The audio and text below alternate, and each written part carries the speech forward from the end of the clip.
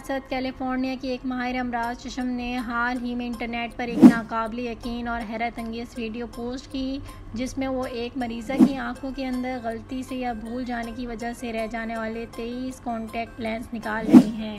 माहिर अमराज चश्म doctor Katrina Corteva California के इलाके न्यूपोर्ट बेच में क़याम पज़ीर हैं।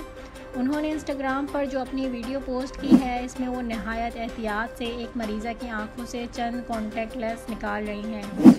इस तादाद को चंद कहना दुरुस्त नहीं होगा, क्योंकि डॉक्टर कैटरीना कॉर्टेवा के दावे के मुताबिक उन्होंने मौमर मरीज़ा की आंखों से कम 23 पुराने कॉन्टैक्ट लेंस निकाले, जो कि उन्होंने महीनों या मुमकिन तौर पर सालों पहले लगाए और फिर उन्हें निकालना भूल गई। ये वीडियो चंद रोज़ कबल इंटरनेट पर वायरल हुई। डॉक्टर कैटरीना की इस वीडियो का इन्वान था, कॉन्टैक्ट लेंस लगाकर कभी भी न सोएं। लाखों लोग इस वीडियो को देखकर हैरान रह गए और ये सोचते रहे कि किस तरह कोई अपनी आंखों में इतने सारे कॉन्टैक्ट लेंस भूल सकता है।